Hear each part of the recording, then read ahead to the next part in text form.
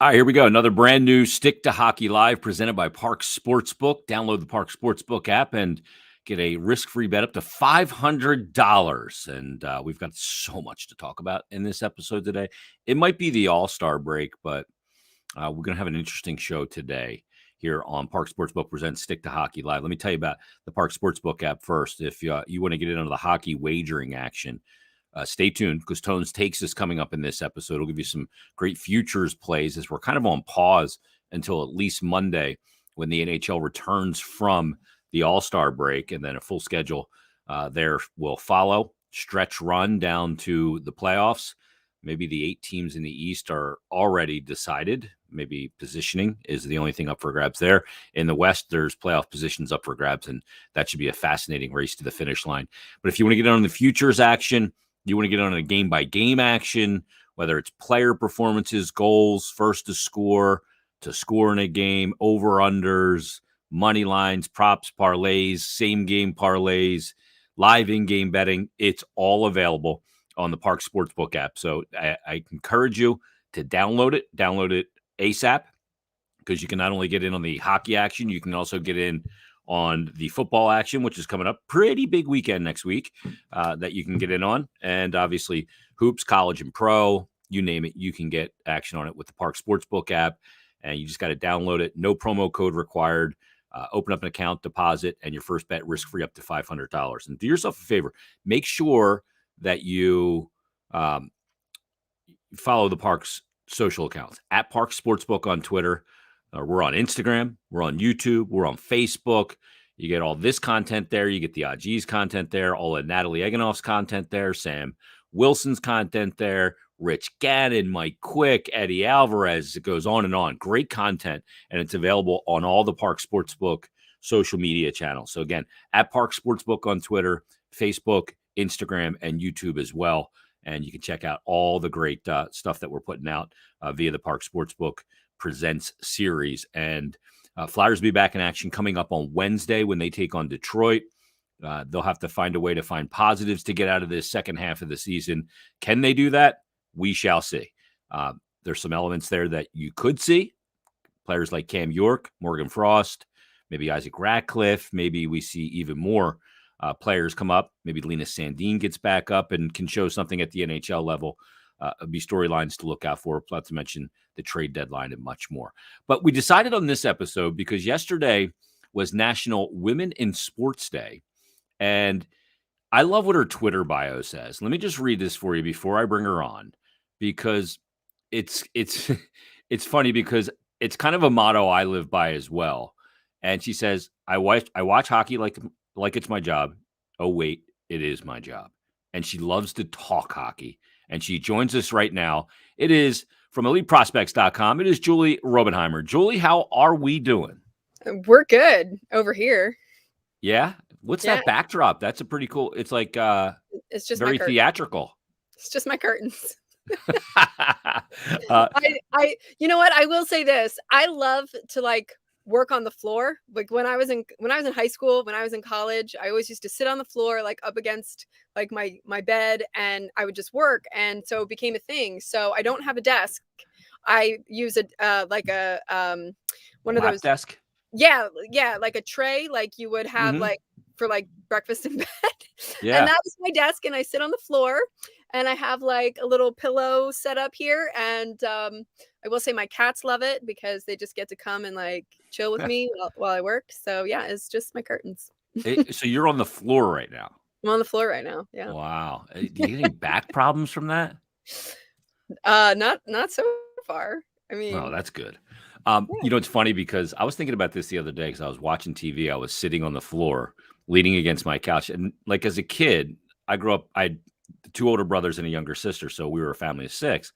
And, back then, kids didn't all retreat to their bedrooms, to their devices or a TV in their room or anything. So everybody would be downstairs watching TV and there was never enough room on the couch. So you found your way to, you had a good spot on the floor, but it was comfortable on the floor. You could set up a pillow against the couch and you were good to go. That's right. I just never left that face.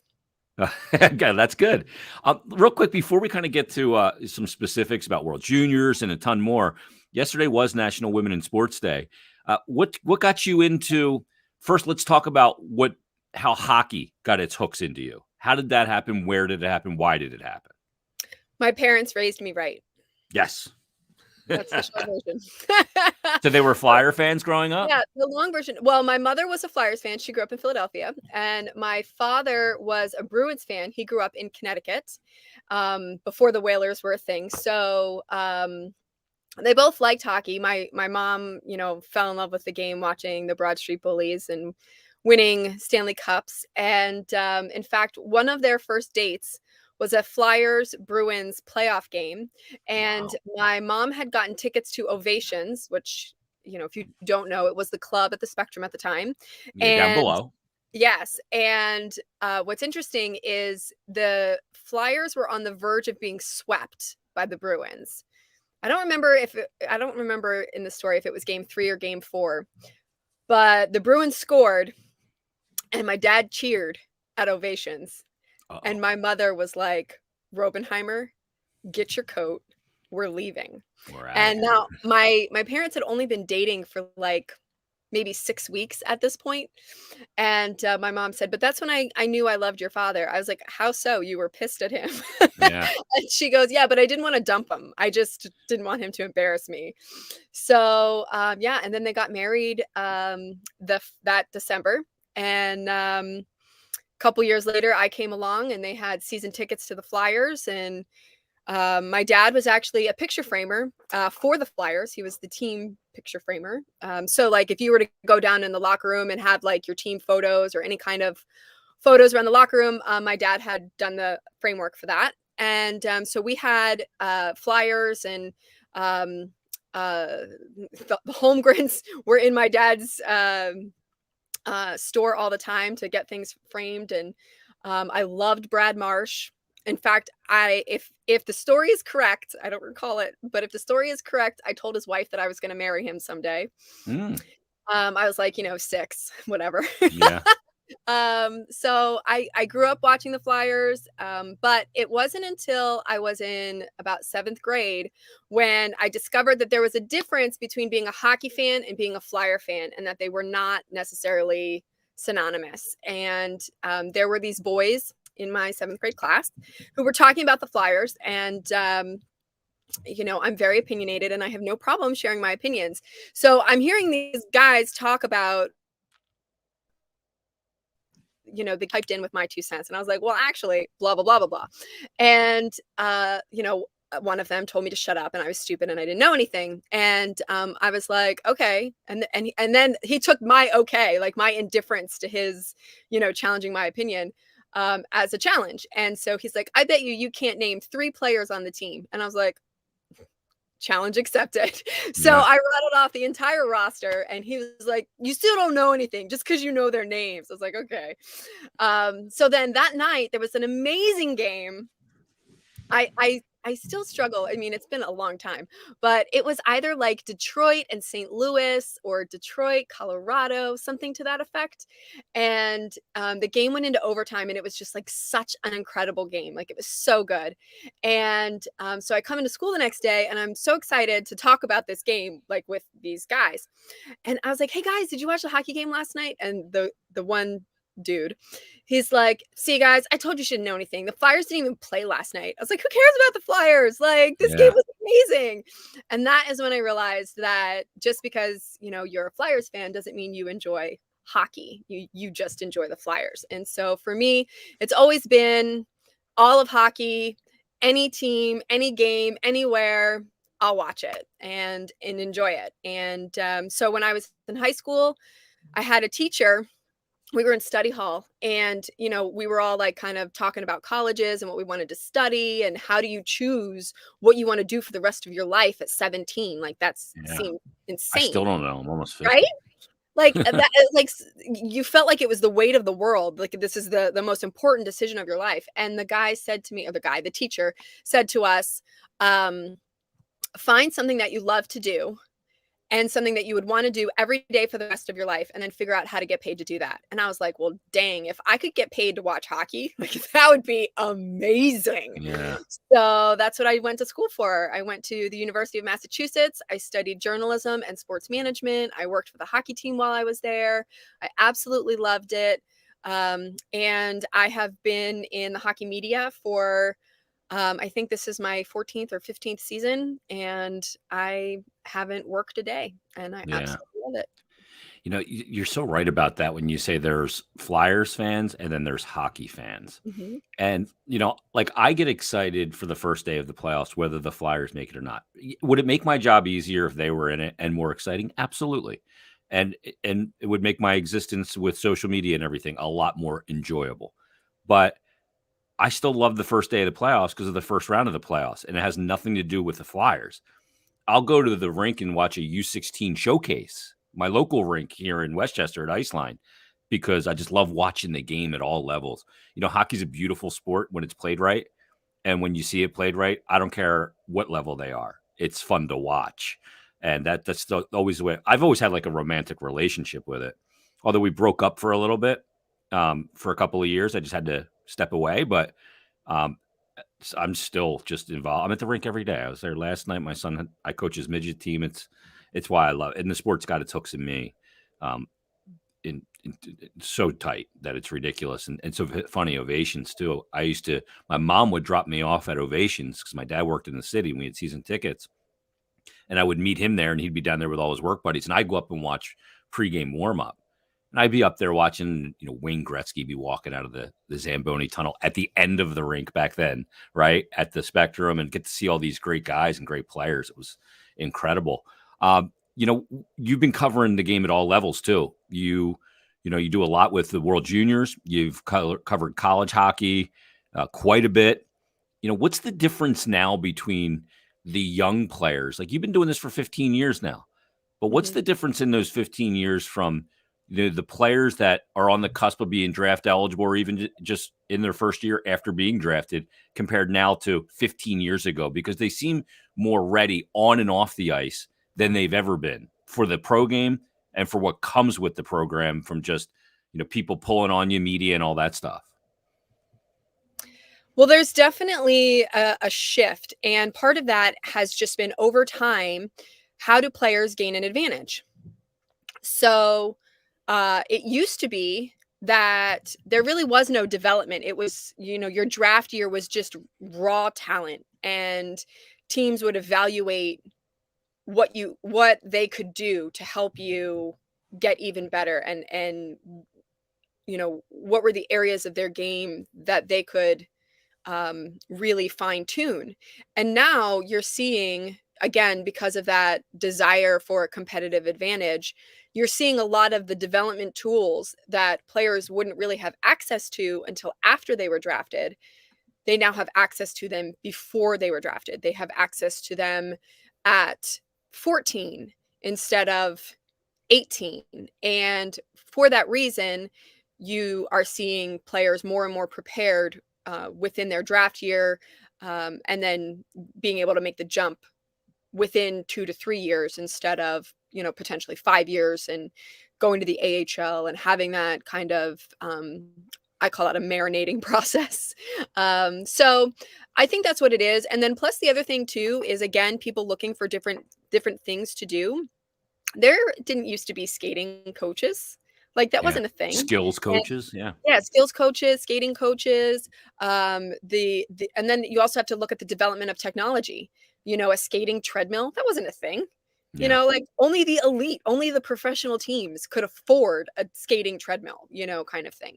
So all of these things, it's the desire to gain that competitive advantage. It's the advance in technology. It's the increased accessibility to these tools that have all contributed to players being more prepared. And then again, when you get all of that, like, kind of, that's all on ice. And then now you've seen over the past decade the expansion of the mental game, and the development of watching more film and analyzing your game, and so there's this whole off ice component too, and you throw in nutrition and weight training, and like these are all things that are relatively new. And I'm going to add on to that the growth of year-round hockey as well. Yeah, Instead of that's just yeah, having hockey being a 3-month sport for you as a youth player, you now have your rec league team for the fall. You have a rec league team, in the winter, which carries into spring. You've got summer leagues, you've got travel, like, and not only that, but there's so many more teams. So then you have more tournaments, like, so there's, everything is just more. yeah. And More that ice, frankly. yeah, exactly. More Yeah. access to ice because there are more rinks, because there are more people interested. So it's all part of growing the game, and it's all part of the process in terms of developing more elite players. So more, elite players.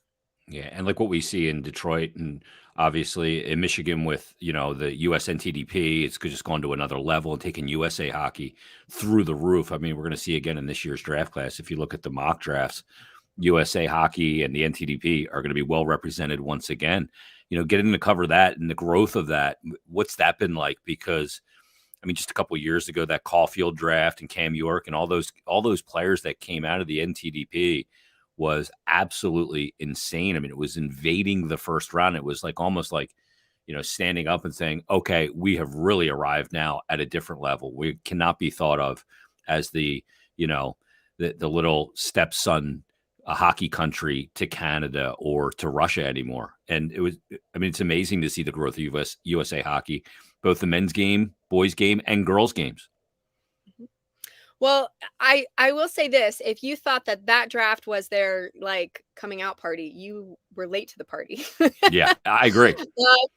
It's one of those things where I actually answered this question on Elite Prospects. We do a Q&A, and somebody asked about the program, like why have other countries adopted this model? And I'm like, it works.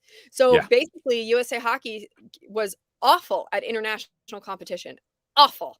And they said, we need to do something to be better. And so they decided that they were going to start from the bottom and hope that it trickled up. So they were going to better target elite level youth players that they could then put their resources in to develop them as elite talent, and then hope that trickled up into their men's program. So that is how it started. And in the beginning, it was really just getting everybody together and having them be able to play against tougher competition, which would then help them to be better hockey players. Yeah. And so that has since evolved. And now, obviously, they have USA Hockey in Michigan, in Plymouth, and they have a tremendous training facility, top of the line, everything. They usually get to test out new products, new equipment, because companies will call them and say, hey, can you try this out? Give us feedback, let us know. So they really get to try a lot of new things. They have a nutritionist, they have a skating coach, they've got a strength and conditioning team. Their staff, in terms of the coaches that they have, are incredible. Access to their own ice. Now they have their own, well, they always had like a education liaison, and now, because of COVID, they realized that they could accomplish a lot more, and the kids could have a much better hockey school life balance if they took them out of school, because obviously last year they couldn't go to physical school, so they did everything online. And they're like, man, the kids can actually have a life if we take them out of physical school. Let them study for 4 hours, knock it out, then they can train for 3 hours, and they're still home by 3-4 o'clock. Yeah. So that is something that has changed. But they wanted to start winning at the U18 level, which they have done consistently. They're always in the mix for a medal. And then once you saw that, I mean, the 2004, this program started in 1999. So if you think about it, the players that were a part of that like initial class, laid the groundwork for more players to come, because you have to think about it. Like, when this was a thing, why would I leave home? I'm going to be, the star on my prep team. And then especially like the Minnesota schools, they're like, no, like I grew up dreaming of playing for, Blaine or whatever. Yeah, And Minnesota high school hockey's an enormous.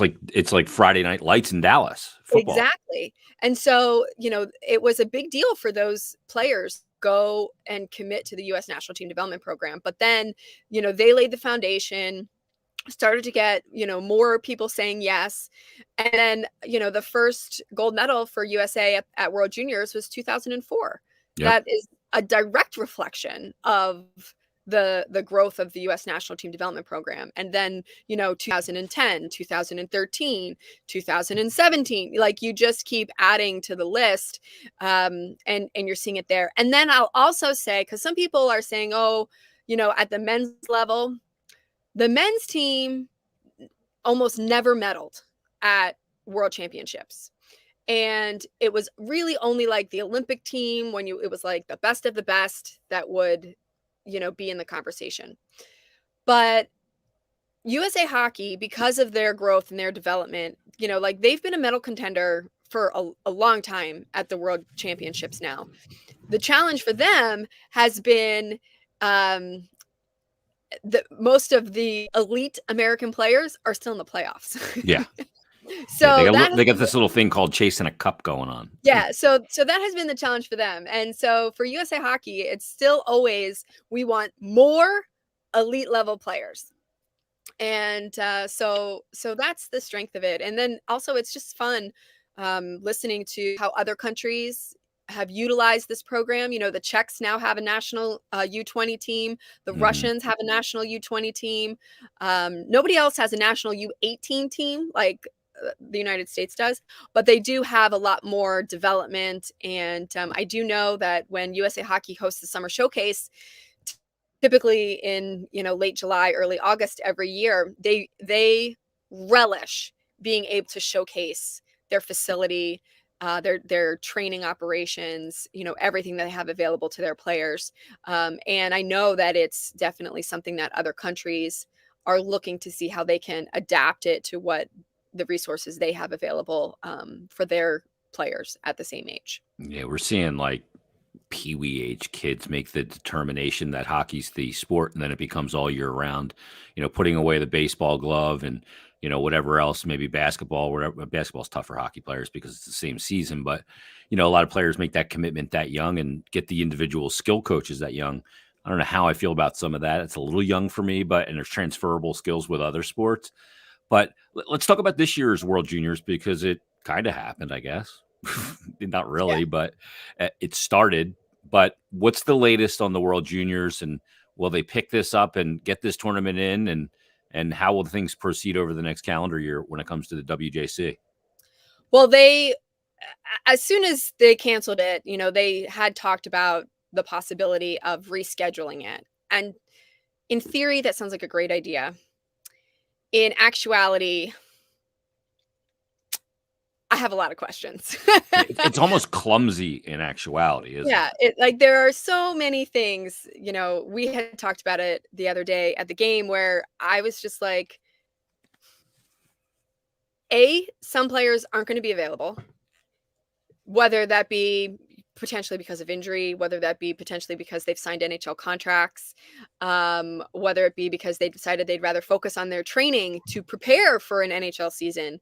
I'm looking at guys like Matty Beniers and Jake Sanderson, who would have been key cogs of Team USA, who may not be available. And then at the same time, like, do you keep the same roster? So, for example, a guy like Logan Cooley, he was going to be potentially their third line center. He's draft eligible this year. He's only 17. He only made the team because there was an injury and they needed a replacement. So does that guy who was supposed to make the team instead of him? Yeah. You got to get through this selection process and break kids' hearts twice. Exactly. And not only that, like, what if you made the team the first time and didn't make it the second time. Like, there's just so much going on that Yeah. I'm very curious to see how it plays out. And then at the same time, it's supposed to happen in August. There's the Holinka. There's a plethora of evaluation camps for U20s that normally happen. The World Junior Summer Showcase usually happens at that time. The Czechs, the Russians, the Swedes, and the Finns also have a tournament that they participate in late August. The Holinka, I don't know if I mentioned Yeah, that, the but that's Holinka not Cup, yeah. yeah, that's not the same group of players, but from a scouting perspective, it's the same scouts. Yeah. So, like there's just a lot of unknowns and a lot of questions. And, will it be the same when it's in July or August instead of December and January? And then not only that, but I also feel that that screws things up in terms of the cycle of preparation For the next one. for the next one. Yeah, which Exactly. would be December, which would be just 4 months later. Yeah. And then, as soon as you get done, you're pivoting to start your invitation process, the whole process of putting another roster together for what is going to be just 4 months away. And it does seem a little clumsy. Look, COVID screwed everything up, and it continued to screw up the WJC this year. And it's like No, one of those tournaments. I'm gonna push back on that. You don't COVID, think?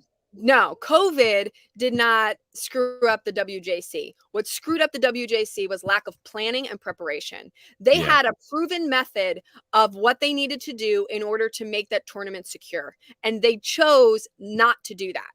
And that was the So, NHL model of the bubble, right? well, not only the NHL model of the bubble, it's what they did last year. Mm-hmm. In having all of the teams in one hotel, and they were the only people in that hotel. The people that worked at the hotel stayed at the hotel. They didn't go home and come back every day. They Yeah. lived there for the 2 weeks. Well, That why were they so kind of lax this year about it? And they proved it could work the year prior when USA because they ends up, thought they could get away with it. and it was cheaper. I don't know necessarily that it was cheaper, because you're still paying for like the hotel space, but instead of paying for the same Yeah. space in 3 hotels, it's just all in one. I don't buy into the, financial debate of that. I Yeah. just think that they thought they could get away with it. And what infuriates me is, they canceled the women's U18 event, and like all they canceled these other events, and the argument was, why are you canceling the women's and not the men's? And they're like, well, this is our marquee event, like this makes money for us, the World Juniors and the men's World Championship. And to the extent the U18 men's tournament as well at least breaks even, if not makes money. So those are the events that they had to make sure that they went off without a hitch, because the money that is earned in those events funds the IIHF.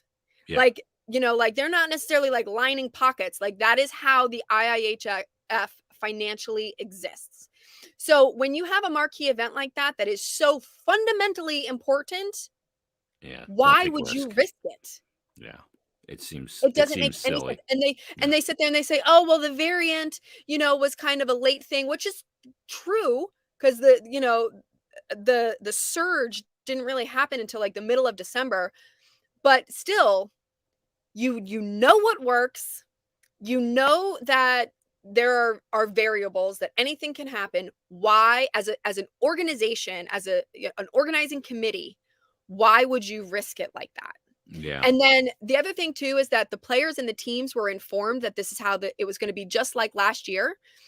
And then they get there and it is not like last year. There are other people in their hotel, they would ask people to put their masks on. Like if they were in the elevator, they would ask people not to come on the elevator. They would ask people to put their masks on if they were in the elevator, like things like that. And that shouldn't be up to the players or the staff or the coaches or anything. Like that should just be, this is how it is. And it should be, my cat is here to say hello. So if you see a tail, that's who it is. So like you can blame COVID, but honestly, you're misplacing the blame. It belongs on the organizing committee and how they failed this tournament. Wow. Yeah. Well, I think you got to take the safer route, and they chose not to, and they paid a price because, and everything got shut down in regards to it, and so it'll be fascinating how they kind of move forward with this, and if we see it in August. I mean, I like hockey in August because at that point I'm like chomping at the bit. I'm kind of going like, all right, I've Come had on. enough of this summer crap. Well, it is, but at the same time, it like the beauty of it being in December and January is that the players are in game shape. The Yeah. players have been playing, and we always talk about summer hockey and how, oh, they were good, but it was summer. Yeah. They haven't played. Sloppy. Exactly. And like that's going to be your tournament? Come on. Yeah. That's why I like watching, whenever they do it, the World Cup of Hockey in August, the beginning of it is very sloppy and very wide open. But as you go through it, it gets tighter and tighter because there's more on the line. You're looking at the best on best. It's best players in the world. But, at that point, I'll take any hockey as long as I'm still going to get the regular World Juniors in December so I can have that feeling back then because I love it. Like Christmas Eve, I'm watching a game, like I'll watch the Czech Republic play Slovakia or something, Yeah. So, well, the other interesting part of it too is the players are going to have potentially more experience, like what if you have a Matty Beniers and, he is now playing at the Olympics. He could potentially, at least compete for, if not win a national championship with Michigan. He could sign with Seattle. If they allow him to participate, think of how much better of a player he's going to be in August than he was in December and January with all of that added experience under his belt. Yeah, these are huge developmental years for them, and even 6 months makes a huge difference going to play at Michigan and everything that goes with it. And so no doubt, totally agree. Yeah, so I sit there and I say, like, the tournament and the level that you see now is going to be totally different than what you would have seen in January. So. Let me ask you something. You see in the NHL now, we're seeing it at all levels, more women being hired. We just saw Rachel Doerrie get hired by the Vancouver Canucks. We've seen everybody from Cami Granado all over. Haley Wickenheiser is involved at the NHL level with the Toronto Maple Leafs. So, I mean, the integration of women into the NHL is there. It's not, prevalent at this point, but it's more prevalent. What's your opinion on how this has developed over the last couple of years with women getting more involved at the NHL level? Well, I'd say it's about dang time. Like there have been so many instances in my own career or in my own conversations where people have told me that I'm not qualified to do something. And I'm like, simply because I didn't play in the NHL or that I'm not a scout in the NHL or that I haven't coached an NHL team or been a general manager doesn't mean my opinions aren't valid and my analysis is less than. And that is the thing that is really difficult. And I never played hockey ever. I've never played. Not at all. Like not even shinny hockey. I have never played hockey. And what was frustrating to me is where I wanted to do broadcast journalism. And it was twofold. I did an internship at Comcast Sportsnet in Philadelphia, which was lovely. But what I discovered was that the women, that everybody at the time, but especially the women, were told what to say. And I was like, like, I don't want to be a talking head. I know that what I have to say is worthwhile. And so that's when I pivoted to writing.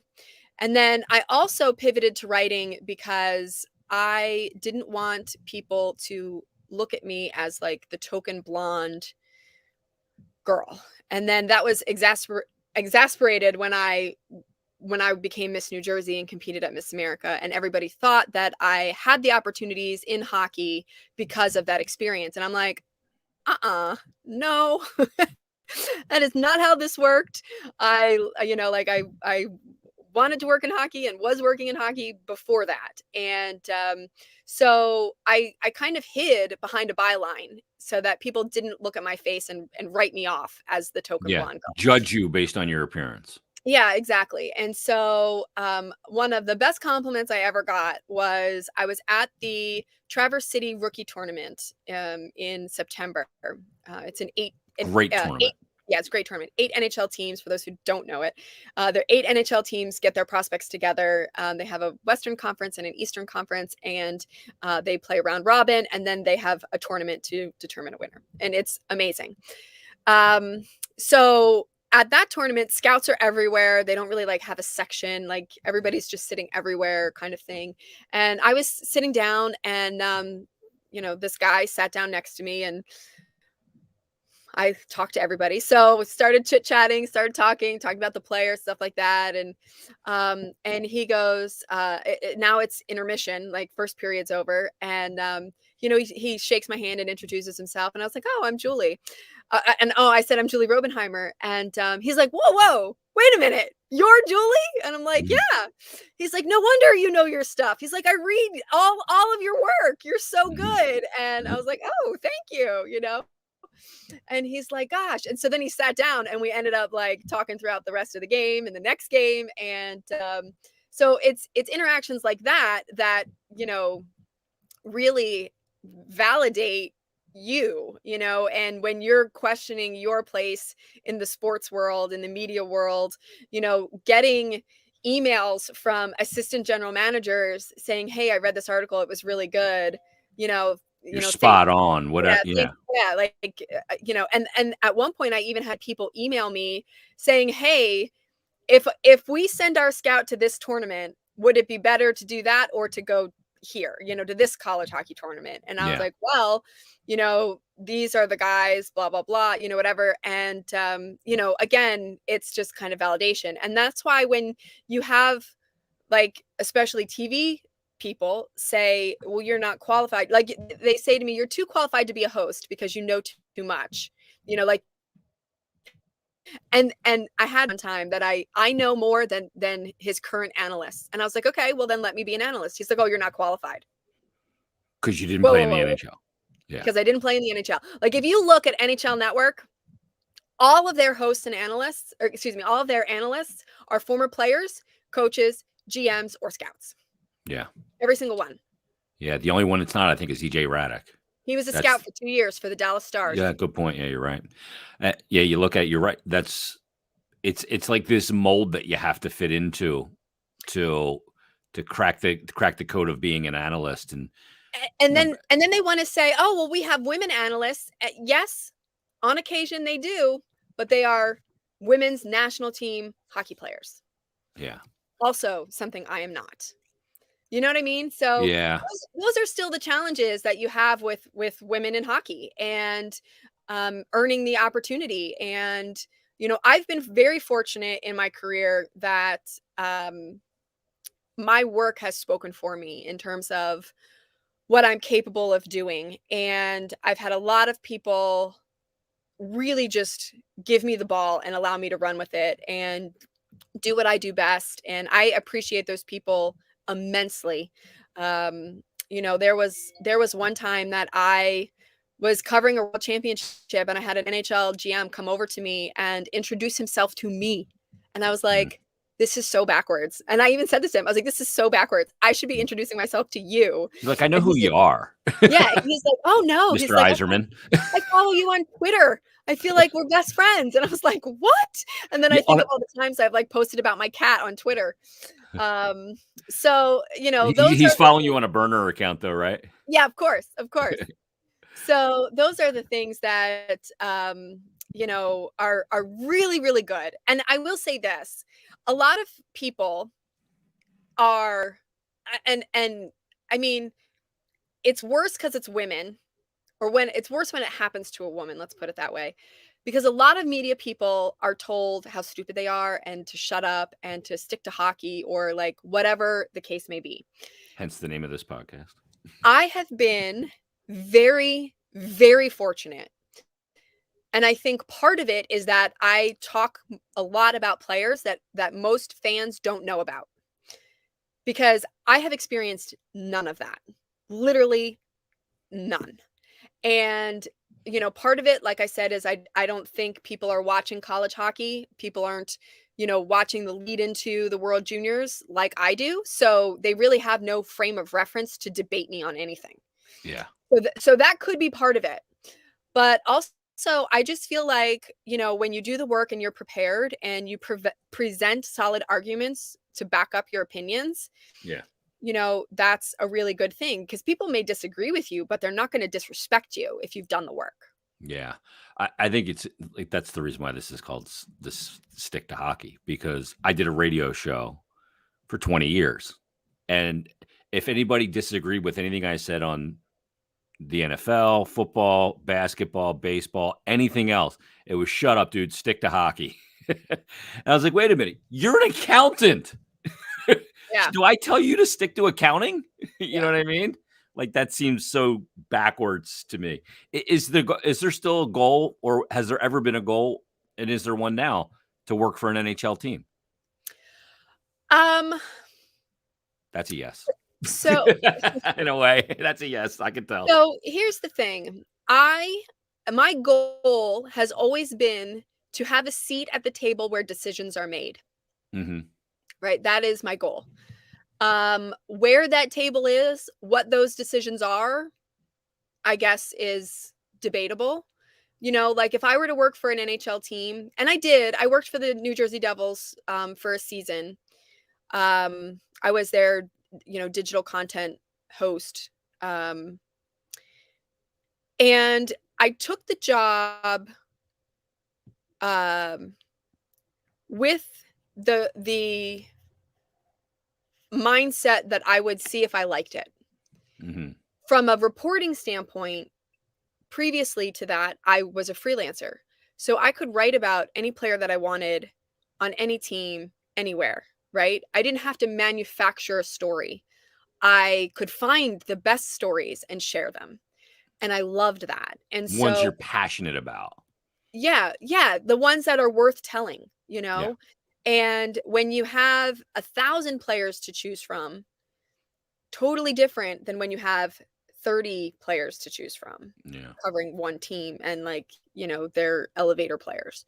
So, that was something that was different for me. And during that year, I felt like I was manufacturing stories. Like I was really digging to find something interesting, something that hadn't been told before or hadn't been told in this way before. So that was a big challenge. And that's why, like when I was only there with them for a season for a couple of reasons, but the biggest reason was that my dad was sick and he was bedbound and I became his caretaker. So I was able to transition back into freelancing where I could take care of my dad during the week, and 1 or 2 weekends of the month I would go out and cover hockey. And that allowed me a lot of flexibility. But then it also reminded me that I thoroughly enjoyed traveling. I thoroughly enjoyed spending a month of May in Europe covering the Men's World Championship. I loved covering the World Juniors. I loved being able to find the stories instead of having to figure out what we were going to talk about today. Yeah. That was different than what we talked about yesterday. And, and so my dad passed away about 2 years ago, and that's when this opportunity with Elite Prospects came up. I had been working with them as a freelancer for like a decade. And so I was it's kind of funny. I was actually telling them, I was like, hey, you need to hire this person, this kind of person. And they're like, okay, blah, blah, blah. And then I followed up with them. I was like, hey, have you given any thought to that? And they're like, yeah, we just think it should be you. And I'm like, no, that's not, that wasn't how this That was wasn't gonna my go. intention. Yeah, that wasn't my intention. And so now I do less writing, but I have a seat at the table where decisions are made. And so that is what's exciting to me. I still get to travel. I still get to, cover the major tournaments. I still get to watch and talk hockey every day. So it's one of those things too, where I sit there, and the same situation was like Rachel, right? You're not necessarily looking to get into the NHL. You're looking to, just like a player, right? It's not about getting there. It's about staying there. It's about being in the right spot, working for the right organization, having the right opportunities available to you, making sure it's going to be something that you love, something that you could excel at. Rachel had other offers before the Canucks, job, Mm-hmm. but she didn't take them. It wasn't the right fit. It wasn't the right, support team around her, or whatever the case may be. And so the same is for me, like, would I want to work for an NHL team someday? Yeah, sure. I would love to have my name on the Stanley Cup. Like, I would love, like, who doesn't, right? Yeah. So the only way to do that is to work for a team. And so, is that something that I would love to do? Yes. Is it something that I think is likely? No, because it would have to be the right situation. Yeah. And, A lot of stars need to align. when you only have 32 teams, like, chances are slim, but never say never. Yeah, that's right. Because there is only 32 teams, and you never know. Like, there's just not that many jobs. It's like, you look, I want to be a goalie in the NHL. Okay, well, there's only 2 on a team. There's only one net. Only one gets to play per game. There's just not a lot of space. So, but you never, like you said, you never know. You like to talk hockey. We like talking it with you. I thank you so much, Julie, for joining us on Stick to Hockey Live. I won't tell you to stick to hockey, but we really appreciate you joining us. Your story's fascinating. And I know you're at the rink all the time, different rinks, different levels, and we'll be running into each other there once again. Thanks for doing this. All right. Sounds good. Thanks so much for having me. There she is, Julie Robenhymer. Thanks, Julie. And we're going to get to Tone's takes in just a second. So thanks to Julie for joining us. Awesome conversation. I love people that love hockey, and you can tell she loves hockey. She wanted to do it for a living. So awesome stuff. Awesome stuff from Julie. Thanks so much for joining us. But before we get to Tone's takes, get the Parx Sportsbook app, because here is where you can cash in. Tone's going to give you some futures, some cup winners from each conference, some props. We give you winners on games and props inside games and all kinds of different player performance bets all the time. So open up your Parx Sportsbook app now, because we're about to do a little something we like to call Tone's Takes.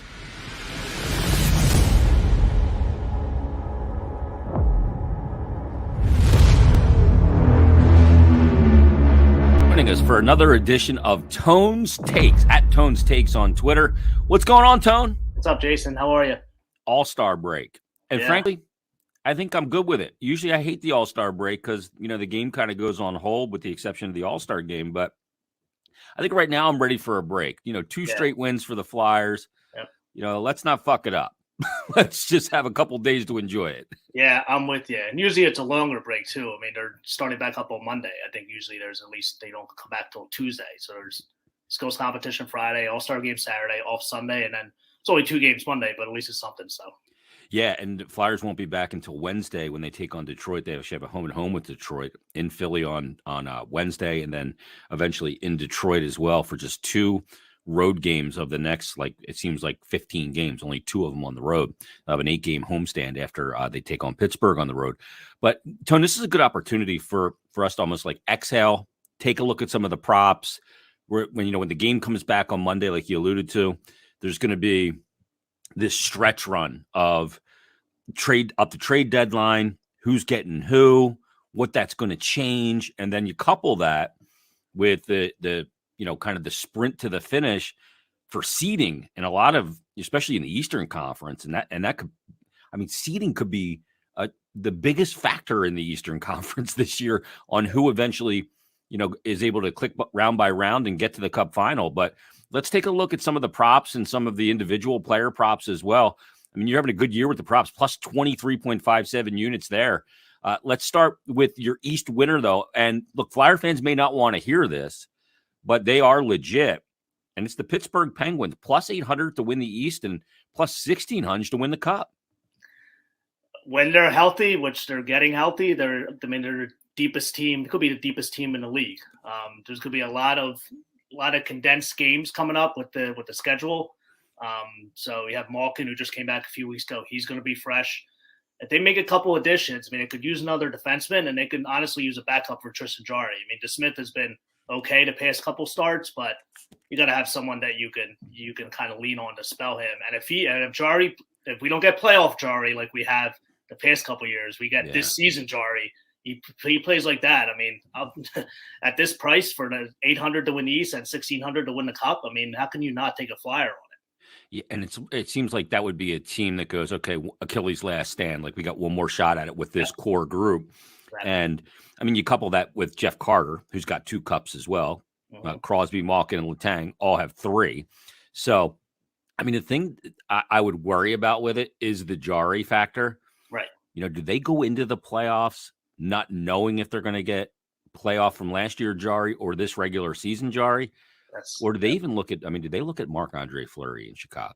You know, a little reunion there. I know Fleury's been attached to a lot of teams, but boy, that would be a hell of a story. I'm writing a good story here. Oh, yeah. I mean, that's a great story. Him going, I mean, there's no better guy in the league than Marc-Andre Fleury. Like, I totally agree. A good guy. Like, that would be a good story for him. Retire, go back to Pittsburgh. You know, as much as I hate to say it, and probably hate to say it, win a cup and then see you later, retire, like you kind of wanted to do, I think, at the end of last year. So yeah, and I mean, won the Vezina last year too, and then was available. That's so rare that a goalie wins the Vezina and that summer changes teams. The team you like out of the West here and at a plus 700 number is the Vegas Golden Knights. I think a big part of this is going to be on Eichel and his return, what he's going to be when he does come back, assuming he does, and all of that. And you look at the goaltending situation there. Robin Lehner, another part of the equation. No Marc-Andre Fleury, like the last time they went to the finals. So you kind of lean in on the Vegas Golden Knights here. They got a good team. They do, yeah. I mean, just like we talked about with the schedule, Eichel's going to be fresh. He's going to have time to kind of get acclimated. I mean, they're going to have to make a move to clear cap space, whether it's going to be Riley Smith or Marchessault. I mean, you're putting Jack Eichel in the lineup. I think they'll be okay with that.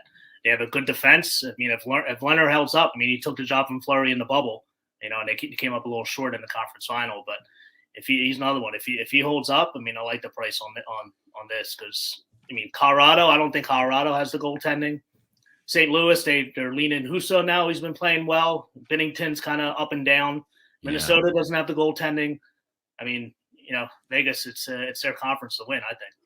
Yeah, we'll see what Colorado does. You get the feeling they're either going to get a big time forward, maybe Giroux, or they're going to go goaltending. And it's just a question of which one. That goaltending is going to get you by in the regular season with that team. That team's a wagon up front, but we'll see what they can do come playoffs because the game is so different. Let's look at the Hart Trophy because this is a fascinating discussion because you have McDavid and Draisaitl who pile up points like ridiculous numbers, and we see them play. We see the highlights, but their team may not make the playoffs. And then you look at a guy like Jonathan Huberdeau and what's going on down in Florida at plus 650. Ovechkin has been unbelievable this year in all facets of his game. And I mean, you got to even maybe look at a guy like Nazem Kadri at some point here as well. But where are you leaning here for the Hart? Jonathan Huberdeau at plus 650. It's the third best odds. He leads the league with 64 points. Bennett has missed time. Barkov has missed time this year. Huber's pretty much played the whole season, and he's having a breakout year. He's always was a talented player, but I know there's a lot around him. But he kills penalties. He's a great defensive forward. I mean, at plus 650, I mean that's definitely something to look at because, like you said, I mean Edmonton may not even make the playoffs. Ovechkin's had a great year, especially with all the injuries they've had. But I mean, who knows what's going to happen with that team coming up? I think there's a ton of value in this Huberdeau bet. Yeah, I mean, if Edmonton doesn't make the playoffs, I don't want to see McDavid or Draisaitl's name in the top 3. Right. Because you have 2 of the best players on the planet, and you're not going to make the playoffs. So, well, you can go, well, the MVP should be predicated on what the team would be without those guys. They'd still be not a playoff team is what they'd be. Right, exactly. Huberdeau, the other thing about him is, that moniker followed Barkov around for years. The best player in the NHL nobody knows about, right? Mm-hmm. Huberdeau's been there longer, and he is a really, really good player. So I like that. I like that play. I think there's like almost a sympathetic feel for him too, because all those years in Florida. The Rocket Richard Trophy, Kreider, how about the numbers he's putting up? He scores again last night. And you look at Chris Kreider, and he got off to a hot start. The shooting percentage was like 20%. You go, it's going to cool off. It hasn't. We like his number here? Yeah, plus 375. He's fourth behind Draisaitl, Matthews, and Ovechkin. Leads the NHL with 33 goals. He's been consistent all year. He's only gone more than 2 games without scoring a goal once, and that was 5 games. I mean, that's crazy when you think about that. He's on that power play, 17 power play goals, leads the league. At Rangers power play, I think it's 5th or 6th best in the NHL. I mean, if you plus 2,002 to win a Hart, I mean, is he really? Yeah, I mean, it's usually just goal scorers. They usually don't win that trophy, but I mean, why not? I mean, he's going to have to keep scoring goals for this Ranger team because I know Shesterkin, covers up a lot of their deficiencies. So they're going to have to keep scoring goals to win games, I think. So yeah, they give up. The Rangers give up a fair amount of high danger chances, but Shesterkin's been so good. You look at any of the goalies for the Hart, because it's rare that a goalie wins it, and some people go, the goalies have their own trophy. It's the Vezina. Stay out of the Hart conversation. But I mean, I think that Carey Price should have won the Hart the year after he won the Hart because he missed a bunch of games and the team was absolute dog. You know what? Yeah. And it just showed how important he was when he was in his prime. But do you look at a guy like Shesterkin? I know some people have mentioned him in that conversation for the Hart because the Rangers, I mean, I think it's a total team turnaround, but he's probably been one of the biggest elements of it. He along with Kreider. Yeah, absolutely. I mean, he's been a big part of that team. You could kind of make a case for Campbell too, even though he's kind of slowed up a little bit. But that's another team needs to get a backup goalie because they're leaning on him too much. But both the Rangers and the Leafs, both of them, like their metrics are not good. Their goaltenders cover up a lot of their issues on defense. So but Shesterkin's a monster at home, especially. I think last time I looked at it, I think he has like a 9.6 save percentage at home or something, or 0.960 save percentage at home, somewhere around that line. That's obnoxious. Yeah, it's insane. Yeah, and he just moves so good, and he's such a good fun to watch. He's a fun goalie to watch. I mean, we got these Flyers and the Rangers and the Penguins in our division. It's like those teams are fun to watch as much as I hate to admit it. Yeah. If you look at the goaltending in the Metropolitan Division going forward. Let's say Mackenzie Blackwood pans out pretty good for New Jersey. So you would have Mackenzie Blackwood. You have Samsonov in Washington, good Russian young goaltender.